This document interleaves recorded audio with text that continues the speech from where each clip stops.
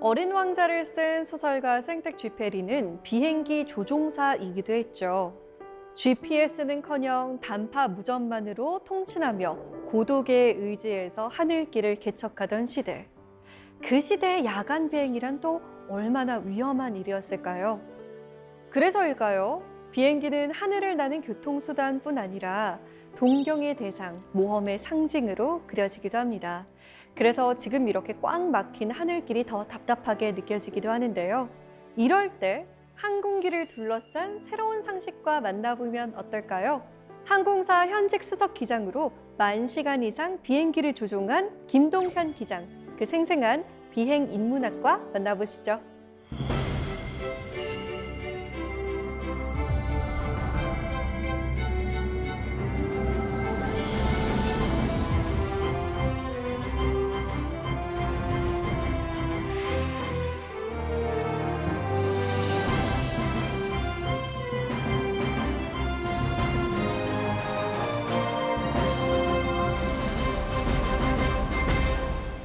네, 반갑습니다. 김동현 기장님. 반갑습니다. 네, 최근 출간한 책이 입소문이 많이 났더라고요. 예, 그런가 봅니다. 네, 현직에 있으면서 책을 쓴다는 게 쉬운 일은 아니었을 텐데 말이죠. 저희가 비행 생활 하다 보면 밖에 외국에서 체류하는 시간들이 많은데요. 초기에는 많이 이것저것 다니기도 하지만 나중에는 이제 시차도 안 맞고 하니까 책을 읽고 쓰는 그런 기회가 좋은 기회가 많이 됩니다. 틈틈이 모아놓았던 원고들을 정리해서 이번에 책으로 나오게 되었습니다. 자, 그러면 어떤 이야기를 듣고 어떤 이야기를 쓰셨을지 오늘 강연에서 들어볼 수 있겠네요. 잘 부탁드립니다. 예, 감사합니다.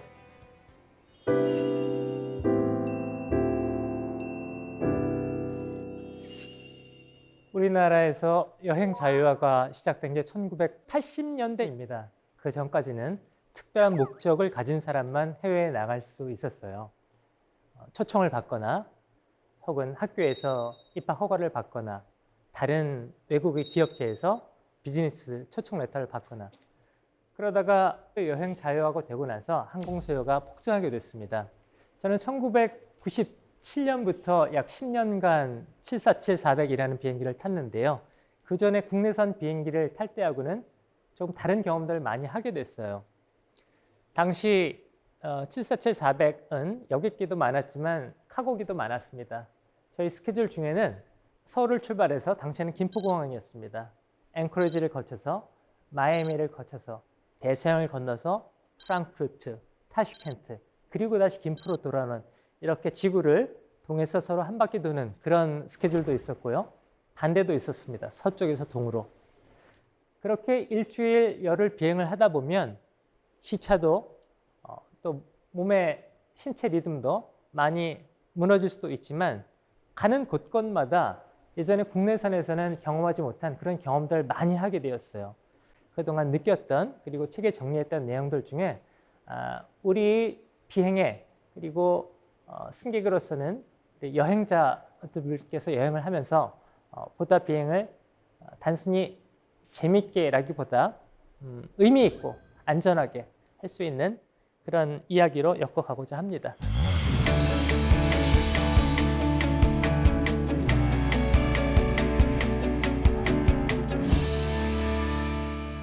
비행의 최우선 순위는 안전이라는 건 누구나 동의합니다.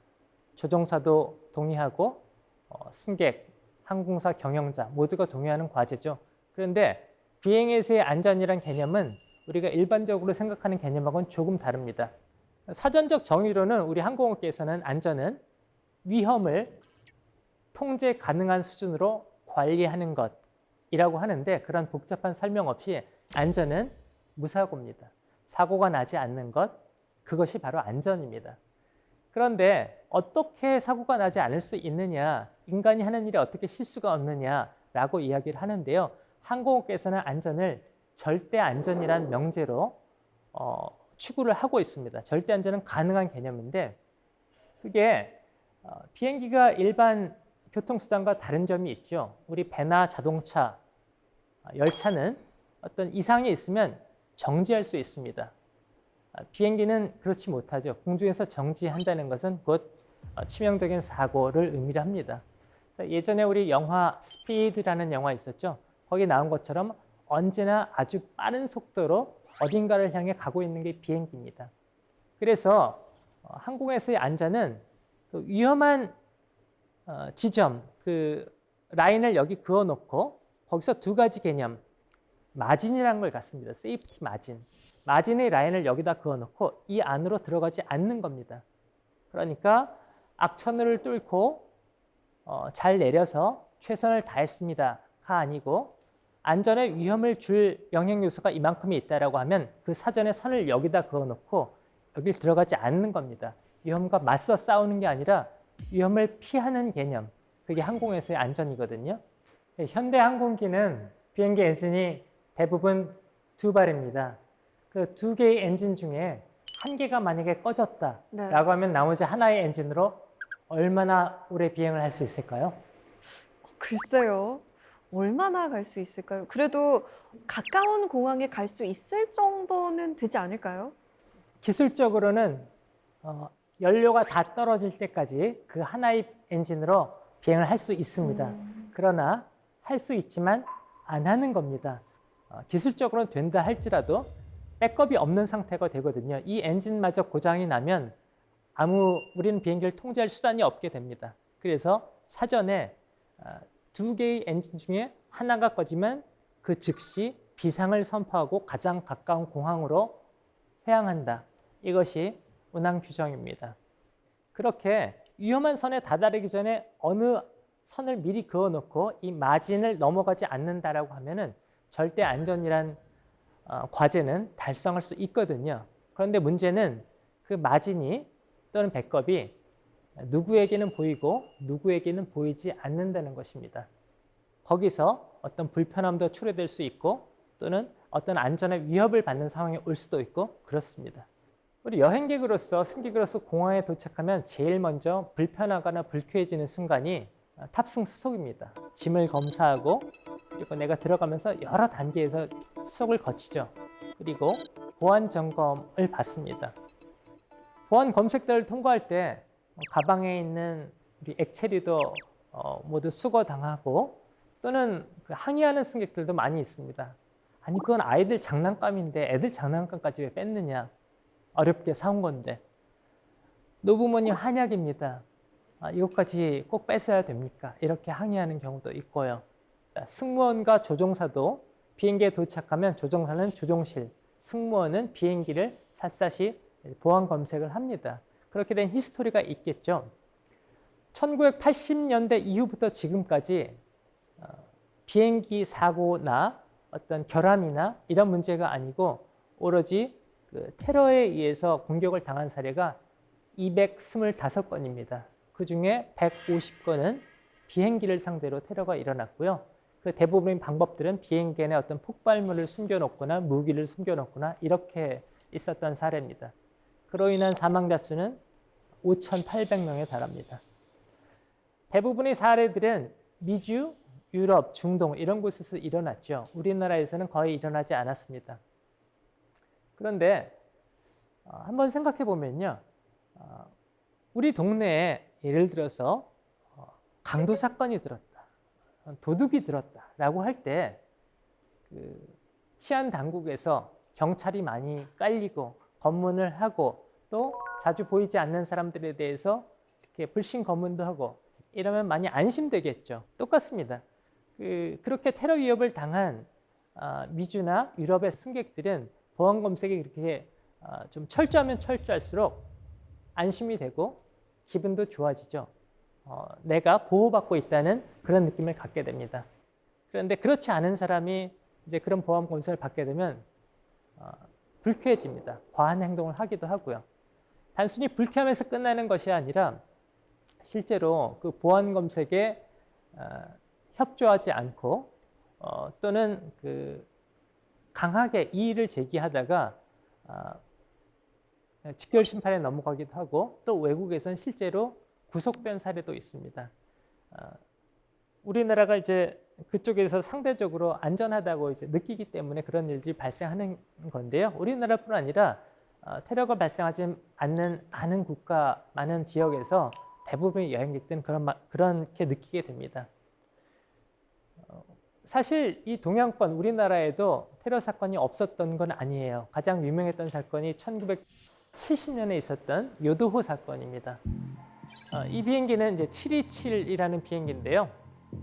1960년에 미국 보잉사가 만든 비행기입니다. 1960년대 후반 그리고 70년대 초반에 일본에는 당시에 뭐랄까요, 이념 대립 그리고 체제에 대한 갈등 이 내부적으로 많이 있었습니다. 일본 내부에 자생적인 공산주의자들이 생겼고 그 중에서도 여러 가지 이제 단체가 생겼는데 니혼세키군이라고 하는 우리말로 이제 적군파라고 하는데요. 가장 과격하고 실제 그 행정관서, 경찰서를 폭파하기도 하고 테러를 가했던 그런 단체였습니다. 그러다 보니까 일본 치안 당국에서 적군파에 대한 대대적인 검거 작전에 나섰거든요. 그랬는데 그 적군파의 리더 중에 이제 시오노라는 사람이 있었는데 이 사람이 불신검문에 체포가 됐는데 체포되고 나서 나머지 적군파 수뇌부가 여기서 있다간 우리가 조직이 모두 말라버리겠다. 새로운 투쟁 전략을 수립하자 해서 수립한 게 우리 비행기를 납치해서 북조선, 거기선 북조선이라고 하죠. 북조선으로 넘어가서 혁명 훈련을 받고 온 다음에 일본을 혁명하자. 이런 계획을 세웠습니다. 그 친구들이 실제로 요도 납치 사건 범인들이 9명이었는데 제일 나이가 많은 사람이 27살이었고요. 당시에 제일 나이가 적은 사람이 17살이었습니다. 아주 어린 그리고 또 젊은 이런 청년들이었어요. 거사이를 3월 31일로 잡고 원래의 목적지 하네다에서 후쿠오카까지 가는 비행기에 탑니다. 탑승하면서 각자 권총 그리고 다이너마이트, 수류탄 뭐 이런 것들을 가지고 타요. 그 당시까지만 해도 전수 보안 검색이라는 게 지금처럼 없었습니다. 이 친구들이 요도가 이륙하고 나서 후지산쯤 넘어갈 때 일제히 권총을 뽑아들고 수류탄을 양손에 들고 이 비행기는 이제 내가 접수했다 이렇게 선언을 합니다.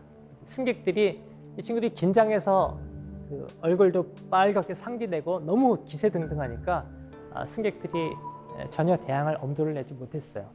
곧장 조종실로 들어갑니다. 그리고 방송을 하죠. 비행기는 우리가 접수했다. 그리고 우리는 평양으로 갈 것이다. 기장한테 평양으로 가라고 합니다. 기장이 기지를 내서 이렇게 이야기를 합니다. 우리 비행기가 지금 국내선용이라 연료가 후쿠오카까지 가는 연료밖에 없습니다. 후쿠오카에 내려서 연료 보급을 하면 평양으로 바로 이륙할 수 있습니다. 이렇게 이야기를 하죠. 실제로는 평양까지 다 갈 수 있는 연료를 실어 놓았습니다. 원래 단거리 비행은 왕복 연료를 다 실어 놓거든요. 그래야 연료 보급에 필요한 시간을 단축할 수 있기 때문에 그렇습니다. 요도 범인들은 몰랐죠. 그래서 일단 후쿠오카에 내렸습니다. 내렸더니 당국에서는 활주로가 딱 하나 있거든요. 후쿠오카에. 거기다 자위대 비행기를 세워놓고 지금 비행기가 활주로에서 고장이 나서 활주로를 사용할 수 없다. 활주로가 폐쇄되었다. 이렇게 얘기합니다. 이 친구들이 많이 흥분하죠. 우리를 잡으려고 하는구나. 승객들을 한 명씩 한 명씩 복도에 끌어내서 총을 들이대고 지금 당장 이륙하게 하지 않으면 처형하겠다. 이렇게 위협을 합니다. 그래서 당국에서 그러면 노인하고 여성 그리고 어린아이라도 풀어줄 수 있는 좀 타진해 달라. 그래서 그렇게 합의를 하고 23명의 노약자들을 내려주고 연료를 보급하고 바로 평양을 향해 이륙을 합니다. 동해안 상공을 따라서 38도선을 넘어가는데 38도선 넘고 나서 이제 조종사들이 평양 관제소를 호출을 합니다. Any stations, this is Japan Air 351. 이렇게 계속 부르는데 응답이 없어요. 그때 우리 김포공항 관제사가 이제 기지를 냅니다. 평양 관제사인 것처럼 위장을 하고 여기는 평양 관제소 이렇게 하면서 지금부터 관제 유도를 시작하겠다라고 합니다. 그래서 이 비행기를 김포공항으로 관제를 해요. 그 사이에 김포공항에는 평양공항처럼 현수막도 걸어놓고 북한 옷 입은 군인도 왔다 갔다 하게 하고 이렇게 위장한 다음에 비행기가 드디어 내립니다. 내리고 나서 이제 트랩에 우리 북한 병사 옷을 입은 우리 당국 군인들하고 요원들이 올라가서 예, 잘 왔다, 평양에 잘 왔다, 이제 내려가자 라고 하니까 의심하기 시작합니다. 그래서 김일성 사진을 가져와 봐라. 그리고 경제개발 북한에서 하던 5개년 계획이 지금 몇 년 차인지 이야기해봐라. 이러다가 나중에 그럼 김일성 사진을 가지러 갔다 오겠다라고 하고 한 명 남아있는 그 위장한 인민군에게 범인 중에 한 사람이 물어봅니다. 여기 서울이냐? 영어로. 얼떨결에 그렇다 이렇게 대답을 해버렸어요. 여기서 이제 그때부터 이제 대치가 벌어졌죠. 우리는 끝까지 평양으로 가겠다, 못 간다, 뭐 이러다가 결국은 3일 동안 협상을 한 끝에 일본에서 운수차관 야마모라는 사람이 와가지고 승객을 다 내려주면 내가 인질이 돼서 평양까지 가겠다. 이렇게 납치범들하고 합의를 하고 실제로 평양까지 갑니다. 그 요도 범인들은 평양에 지금도 살고 있어요. 문제는 그 다음에 밝혀졌던 내용들이에요. 이들이 가지고 있었던 무기들이 전부 사실은 모조품이었거든요.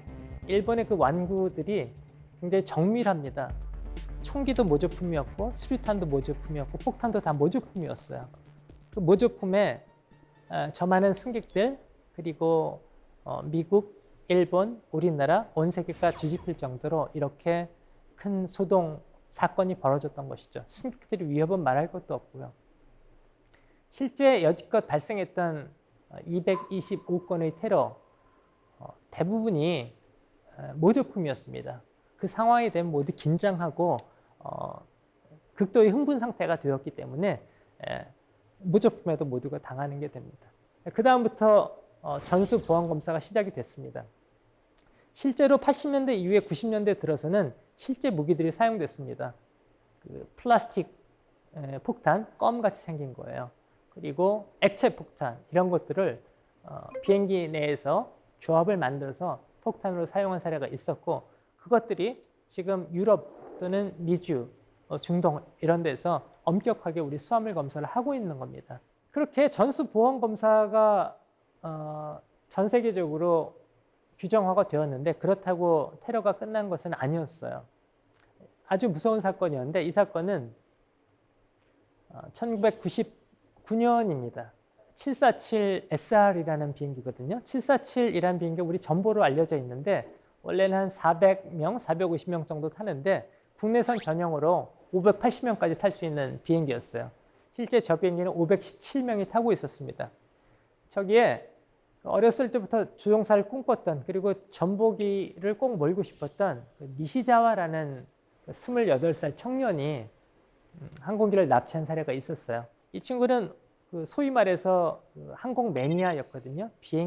매일 집에서 비행 시뮬레이터만 하고 또 그 항공기 도면을 연구하고 이랬던 친구입니다.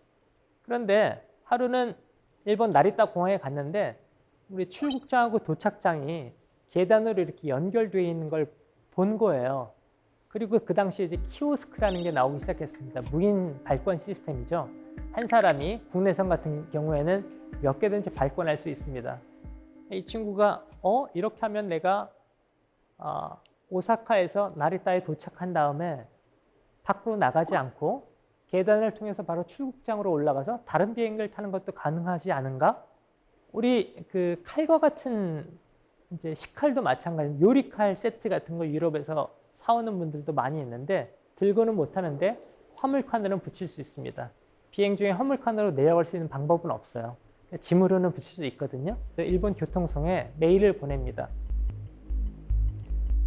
누군가가 칼과 같은 흉기를 수화물로 붙여서 도착지에 내려서 가방을 찾은 다음에 밖으로 나가지 않고 계단을 통해서 출국장으로 올라가서 다른 비행기 타면은 그 사람은 흉기를 가지고 객실에 탈 수 있게 된다. 테러 위험이 있다. 이렇게 메일을 보냈는데 교통성에서 무시합니다. 일주일이 지나도 변화가 없으니까 직접 전화를 했습니다. 전화 받은 그 교통성 담당자가 귀찮다는 듯이 빨리 끊으려고만 하니까 이 친구가 이제 모멸감이 달아올랐어요. 그렇다면 요시 내가 해보이지 이렇게 되었습니다. 사실 조현병 환자였거든요. 조현병을 심하게 앓고 있었던 그런 친구입니다.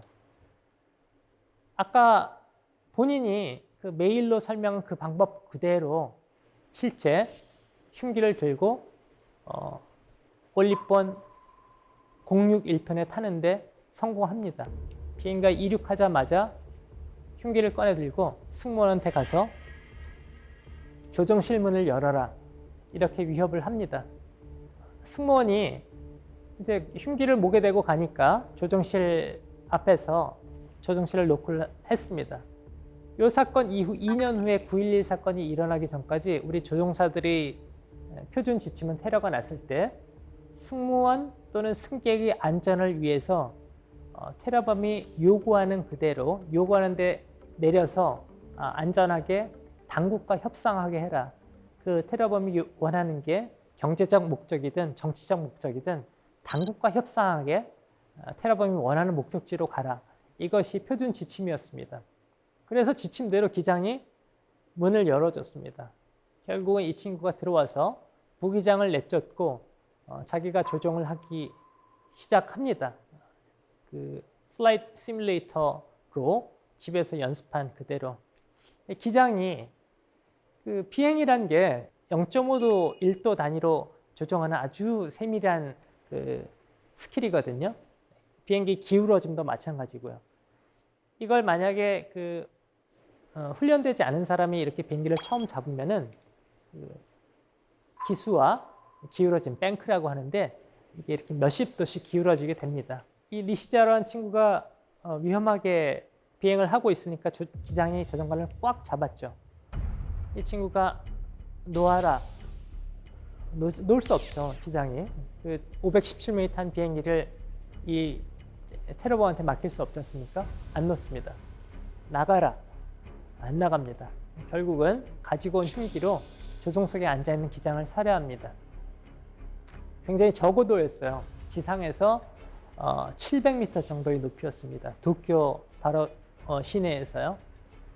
그리고 혼자 조종을 하다가 이 비행기가 어떤 그 지형의 장애물에 이렇게 가까이 가게 되면 자동 경보가 울립니다.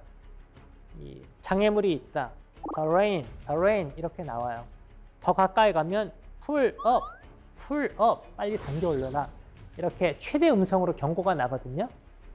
조종실 문 밖에 있던 부기장하고 우리 예비 기장으로 이 다음 편에 비행을 할 야마우치라는 기장이 그야말로 몸을 날려서 그 문을 자기 몸으로 부수고 들어갔습니다. 원래 그렇게 열릴 수가 없거든요. 그런데 terrain, pull up이 나오는데 가만히 있으면 그 비행기는 몇 초 후에 크래시하는 거죠. 모두가 죽는 거죠. 모두 희생되는 겁니다. 그러니까 몸을 그야말로 온몸을 날려서 문을 열었겠죠. 그리고 그 기장이 칼을 휘두르는 니시자로한 친구를 제압을 하면서 비행기를 무사히 인수를 해서 56분 반에 다시 하네다에 내렸습니다. 처음에 탔던 기장은 사망했습니다. 결국. 이 사건 이후로 일본에서 그리고 전 세계에서 조종실을 이제 개방하지 않도록 지금 우리 절차가 그렇습니다. 규정이 기장은 어떤 경우에도 승객을 만날 수 없게 되었어요. 테러범이 승객들이나 승무원들에게 어떤 위해를 가하더라도 절대 조종실을 열어서는 안 된다. 이렇게 규정이 바뀌었습니다. 그 규정 하나가 생기기까지 연방항공에서 말한 것처럼 이러한 그 피해 역사들이 있었던 것이죠.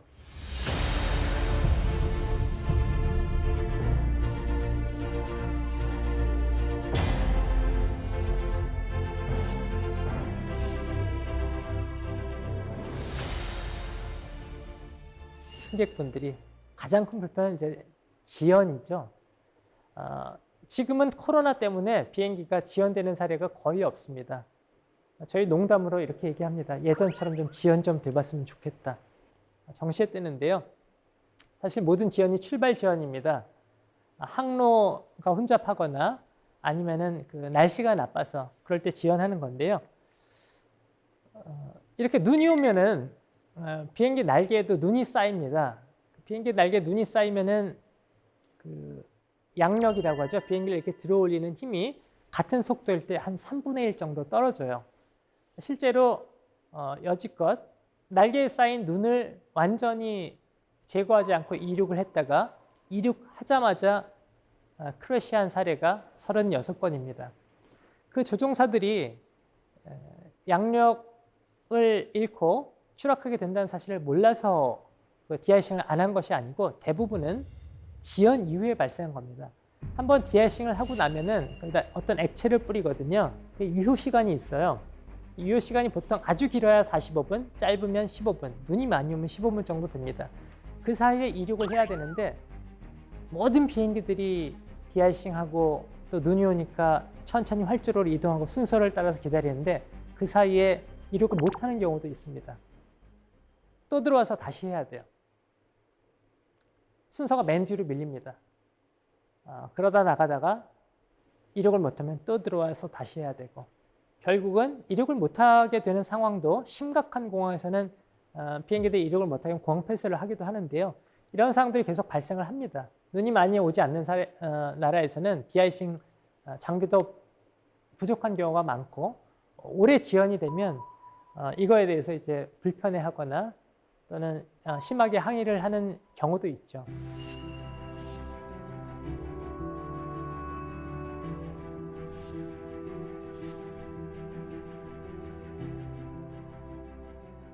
모든 조종사들한테 그 가장 위험한 상황이 무엇입니까? 라고 물으면 똑같이 대답할 겁니다. 기내 화재라고 대답을 할 겁니다. 공중에 있는 비행기는 하나의 좀 밀폐된 캔 같은 구조거든요. 하늘을 날고 있는 비행기에서 화재가 발생하면 피할 곳이 없습니다.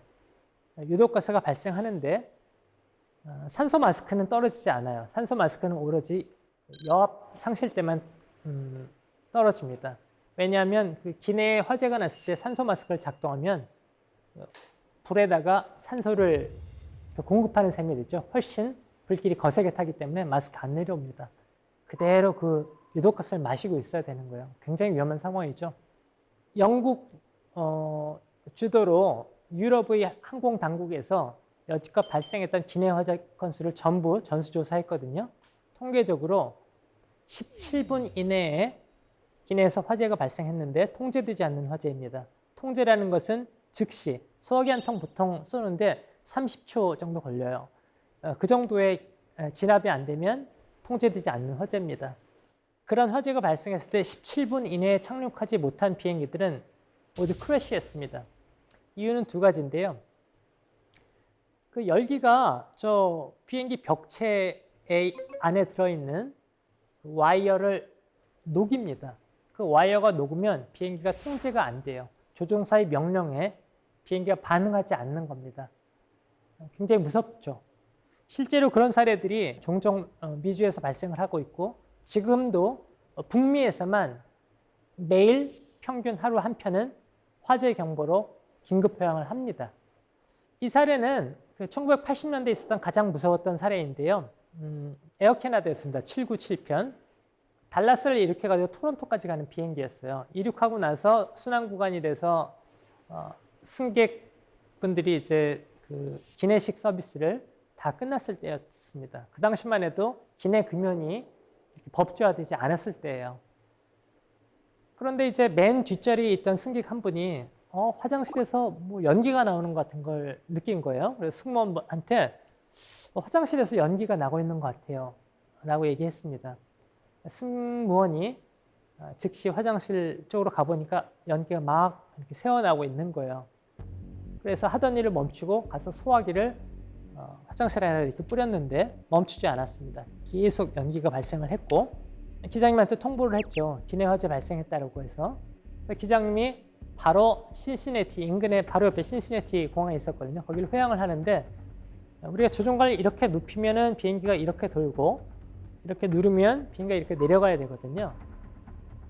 안 내려가는 거예요.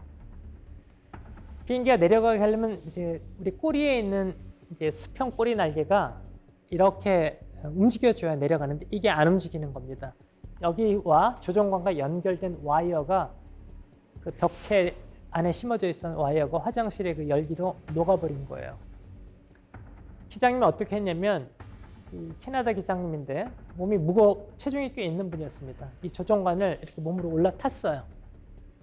그래서 강제로 이렇게 눌러서 간신히 강화를 해가지고 17분 만에 정말 기적적으로 통제되지 않는 비행기를 가지고 신시내티 공항에 내렸습니다.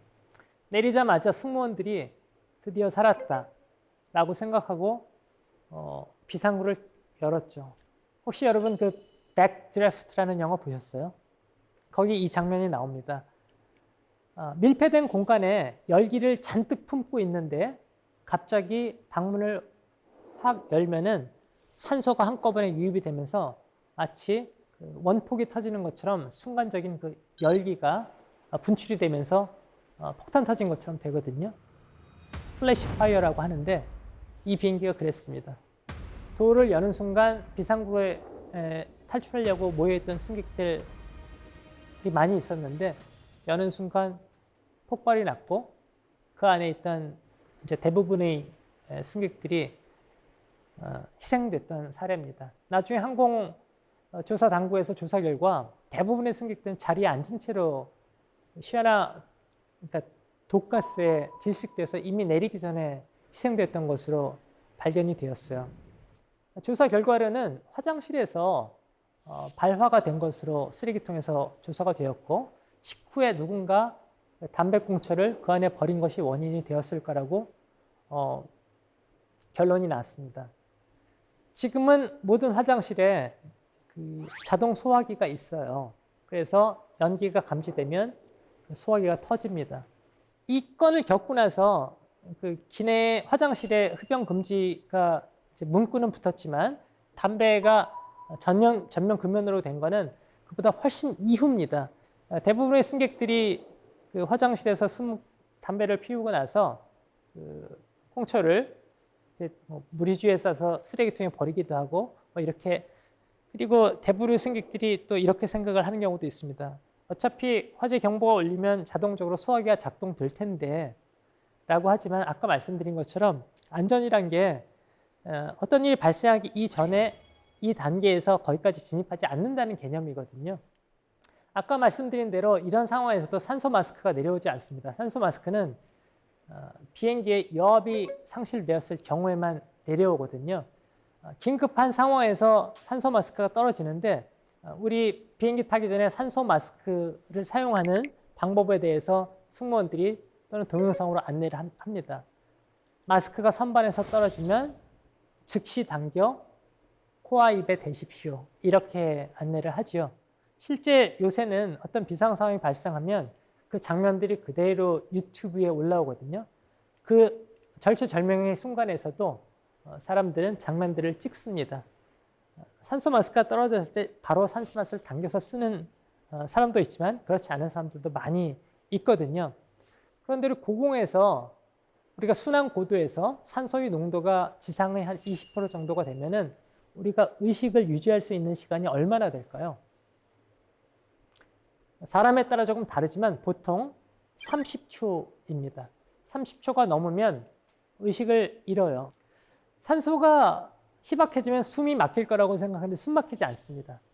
정신이 머리가 아플 거라고 생각하는데 머리 아프지 않습니다. 아주 정상으로 느껴지고 그래서 의식하지 못하는 사이에 의식을 잃기 때문에 산소 마스크를 먼저 쓰라고 하는 건데요. 실제로 그런 일이 최근에 일어났던 게 2018년 4월 17일입니다. 사우스웨스트 1380 케이스인데요. 순항 중에 엔진에서 금속 피로로 인해서 블레이드가 엔진에 그 블레이드라고 있거든요. 그 선풍기 날개같이 생긴 거 보통 24개 정도 달려 있습니다. 조각이 탈락하면서 엔진으로 빨려 들어갔어요. 그러면서 엔진이 폭발했습니다. 엔진이 상실된 거죠. 그 조각이 튀어서 동체 창으로 뚫고 들어갔고 창의 유리가 깨지면서 여합이 순식간에 상실된 거죠. 그 상황이 되면 갑자기 안에 그 무슨 연기가 가득 차게 됩니다. 순간적으로 수증기가 발생을 하게 되는 거죠. 응결 현상이 발생을 해서 그 정신없는 상황에서 유리창이 깨져 있던 그 자리에 앉아 있던 그 승객분은 시트벨트를 매지 않고 있었어요. 그래서 몸이 빨려 나갔습니다. 우리 저 에일리언 영화 보면 빨려 나가잖아요. 압력 차이가 있으니까. 그래서 몸이 반쯤 빨려 나가는 걸 옆에 있는 승객들이 산소 마스크를 쓰고 다리를 잡았습니다. 굉장히 감동적인 장면이었죠. 결국 그 승객은 나중에 병원으로 이송됐지만 사망했고 다른 승객들은 무사했는데요. 기장이 태미 슐츠라는 기장이었습니다. 여업 상실되고 엔진도 망가진 상태에서 두 가지 극단적인 상황이 실제 일어났는데 바로 15분 만에 필라델피아로 회항을 해서 모두가 무사했습니다. Southwest 1380 has an engine fire descending. Southwest 1380, you're descending right now? Yes, sir, we're single engine descending, have a fire number 1. Alright, Southwest 1380, okay, where would you like to go to? Which airport? Give us a vector for your closest. Philadelphia. We're flying 250. Okay, heading 250. We're looking at Philly. That's 우리 기내 안전 방송이 승무원들이 또는 동영상으로 모든 비행 전에 반드시 안내를 하게 되어 있습니다. 권고사항이긴 하지만 규정이나 마찬가지거든요. 실제 비상 상황에서 생존한 분들도 있고 희생당한 분들도 있는데 그 차이는 딱 하나입니다. 비상 상황에 대해서 한 번이라도 생각을 해보았고 그거에 대해서 미리 준비가 되어 있느냐 안 되어 있느냐의 차이거든요. 기내 안전방송에 실제로 비행 중에 일어날 수 있는 거의 모든 비상 상황에 대해서 대처 요령이 있습니다. 많이 보셨을 설리 허드슨가인 기적에서 실제 비디오를 보면 당시 촬영된 비행기가 허드슨가에 착륙했지 않습니까? 그리고 비상 슬라이드가 이제 펼쳐져 있고 날개가 이렇게 강물 위에 떠 있습니다. 근데 그 위에 올라가 있는 승객분들의 모습입니다. 승객분들이 다급해 보이거나 아니면 이렇게 긴장해 보이거나 이렇지 않고 한 사람 한 사람 나와서 맨 먼저 나온 사람이 날개 저기까지 걸어가면 물 위에서 그 다음 나온 사람 차근차근 나와서 구조팀이 올 때까지 기다리는 장면이 있어요. 실제 911 테러가 있을 때에도 그 비행기에서 비상구로 내려가는 분들을 보면 엘리베이터를 사용할 수 없는 상황이었거든요. 그 상황에서도 불도 꺼진 그 비상 계단을 줄지어서 끝까지 내려갑니다. 그게 생존 확률을 가장 높일 수 있는 방법이라는 걸 어려서부터 이제 안전 교육으로 체화된 것인데요. 그런 안전 의식은 사실은 어떤 문화적인 규정 이전에 항공 규정 혹은 룰, 보안 규정 이런 것 이전에 사회 차원의 문화, 인식에서 비롯된 것이라고 저는 생각을 해요.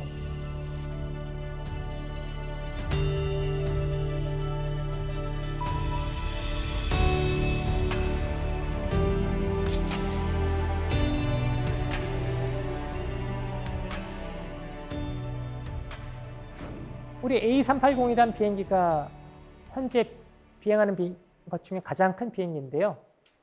승객이 870명까지 탈 수 있게 되어 있습니다.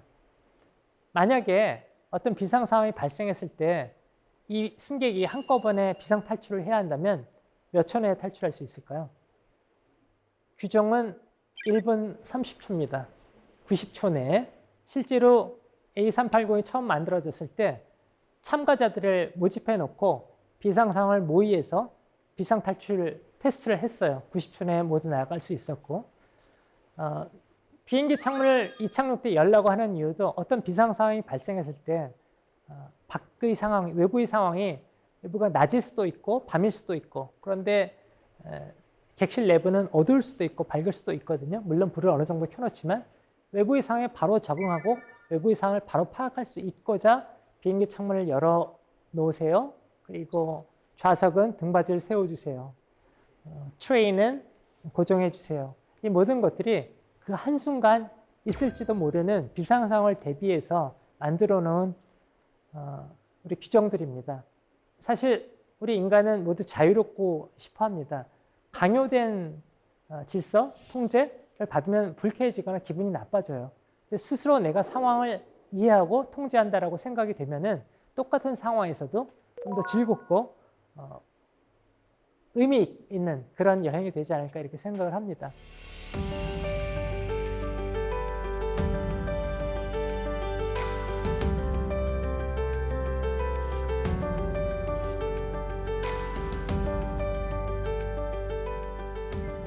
예, 오늘 제가 여러분께 드리고 싶었던 말씀은 우리 항공 여행을 하는 승객분들과 승무원 그리고 기장이 어떻게 보면 그 짧은 순간일 수도 있지만 동행자라는 생각을 합니다. 공동체이기도 하고요. 승객분들께서 주체와 객체로서가 아니라 같은 여행의 친구로 또는 가족처럼 이렇게 서로의 역할에 대해서 조금 더 관심을 갖고 또 기내에서 발견할 수 있는 여러 가지 또 볼 수 있는 여러 가지에 대해서 이면도 함께 보아주실 수 있는 그런 계기가 되었으면 해서 오늘 강연을 주제를 만들었습니다. 저는 기장으로서 안전운항에 충실하겠지만 또 아까 말씀드린 것처럼 플레인 센스 우리가 가지고 있는 인식에 대해서도 좀 더 넓게 소개드릴 수 있도록 작가로서도 열심히 활동하겠습니다. 경청해 주셔서 감사합니다. 비행기에서 뵙겠습니다.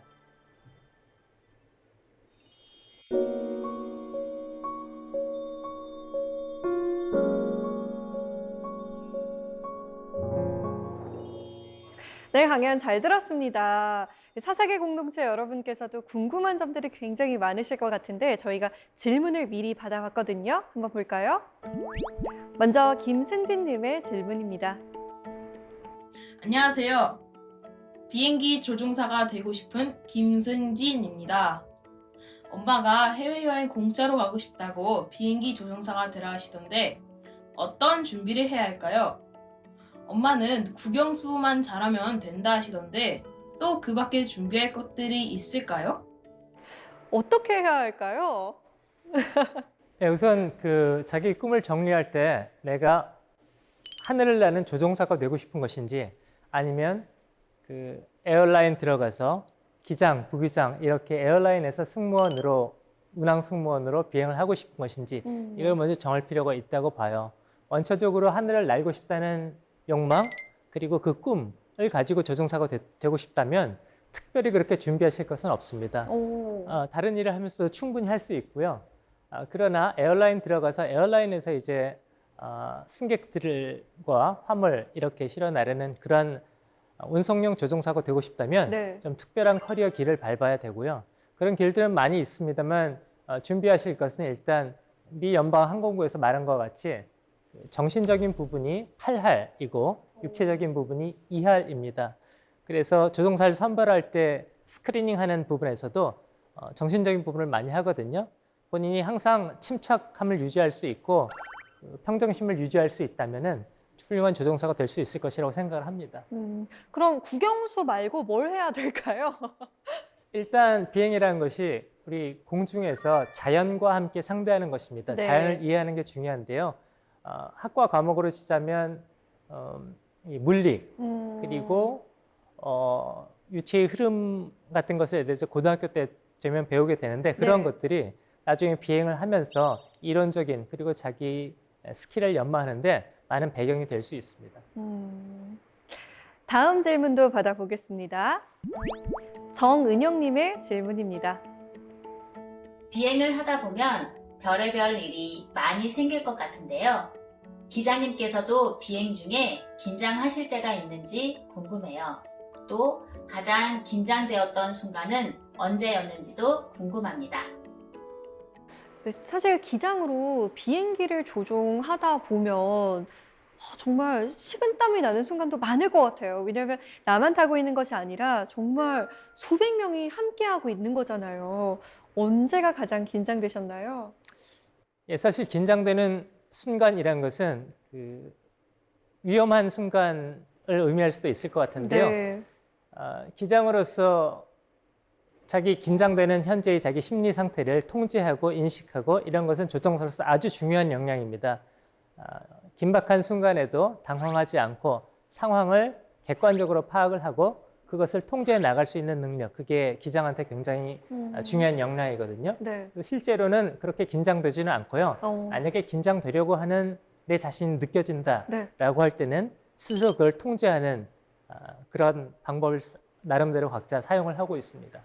사실 저희는 승객으로서 그냥 그 터뷸런스라고 하죠. 이렇게 꿀렁 한 번만 거려도 너무 무섭고 어떡하지 이런 마음이 들거든요. 그렇습니다. 네, 기장으로서는 어떠신지 궁금해요. 그 터뷸런스가 있을 때 그래서 기장 방송을 하는 이유가 저희가 기장 방송 때 일부러 톤을 천천히 낮은 음성으로 아무 일도 아닌 것처럼 방송을 합니다. 손님 여러분, 기장입니다. 자리에 앉아 좌석 벨트를 매주시기 바랍니다. 이게 승객에게도 안정감을 주기 위해서 하는 거거든요. 비행기는 구조적으로 우리가 마주칠 수 있는 그런 터뷸런스를 모두 이겨낼 수 있는 그런 강도를 가지고 있는데 두려운 마음은 들 수 있지만 실제로는 운항상으로는 어떤 위험 요소가 있지 않고 그만한 터뷸런스가 있을 만한 지역은 미리 회피해서 가기 때문에 걱정하지 않으셔도 됩니다. 네. 오늘 강연을 들으면서 이런저런 생각도 들었지만 얼른 이 코로나19 사태가 끝나서 기장님과 함께 마음껏 비행하고 싶다라는 생각도 들었습니다. 오늘 강연 잘 들었습니다. 감사합니다. 초대해 주셔서 감사합니다.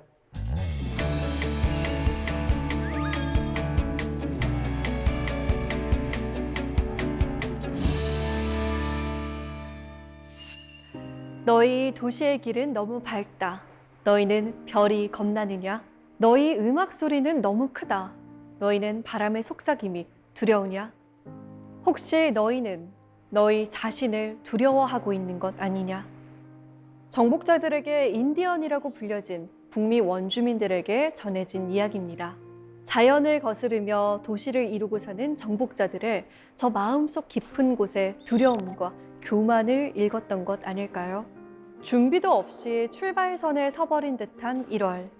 인디언 달력의 1월은 마음 깊은 곳에 머무는 달이라고 하는데요. 지금이라도 마음이 걸어오는 소리에 귀 기울여 보는 건 어떨까요? 사사기 공동체 스미다. 저희는 다음 시간에 찾아오겠습니다.